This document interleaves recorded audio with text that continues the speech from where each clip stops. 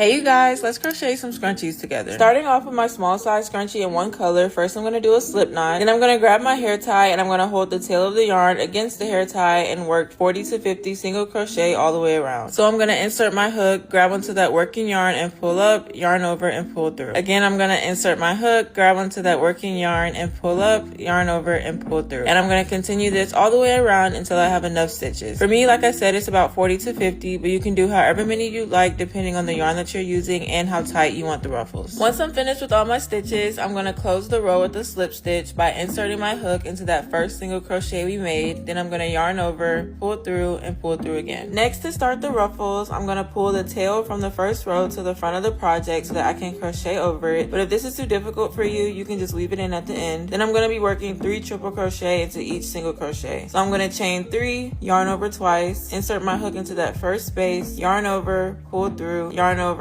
pull through, and yarn over, pull through. Once I've crocheted a good amount over the tail, I'm going to go ahead and cut that, and then I'm going to continue all the way around with 3 triple crochet into each stitch. So now that I'm at the end of the row, I'm going to close it with a slip stitch into that third chain that we did at the beginning, making sure both loops are on my hook. I'm going to yarn over, pull through, and pull through again. Then I'm going to chain 1 and I'm going to cut the yarn, pull it through, and tighten. And now I'm just going to go ahead and weave the tail into the stitches. So once I go around and fix all the ruffles, I'm all finished. Now let's move on to how I do a small scrunchie with a different color trim. All of the steps are going to be the same up until I start the ruffles, and this time instead of doing triple crochet, I'm going to be doing 3 double crochet into each stitch. Once I'm at the end of the row, I'm going to insert my hook into that second chain we did at the beginning of the row, and making sure both loops are on my hook, I'm going to grab my new color and loop it around and then pull it through both loops. Then I'm just going to tighten the previous color and I'm going to pull the tails of the yarn to the front of the project so I can crochet over them. And since I'm going to be doing single crochet all the way around, I'm only going to chain 1. Then I'm going to go ahead and insert 1 single crochet into each stitch all the way around. And for this part, you want to make sure that your tension is not too tight. In fact, you want it to be pretty loose, because if the single crochets are too tight, then the ruffles are going to curl up and they won't look right. Now that I'm at the end of the row, I'm going to close it off just like before. I'm going to do a slip stitch into that first chain from the beginning, chain 1, cut the yarn, pull it through, tighten it, and weave in the ends. So that's how I make my small scrunchies with a different color trim. That's pretty much the basics of how to make scrunchies, and you can play around with how many stitches you want to insert and what different stitches you want to use to change up the size of the ruffles and the stripes. Let me know if you guys have any questions down below, and be sure to check out my YouTube for the full in-depth beginner friendly tutorial. Bye!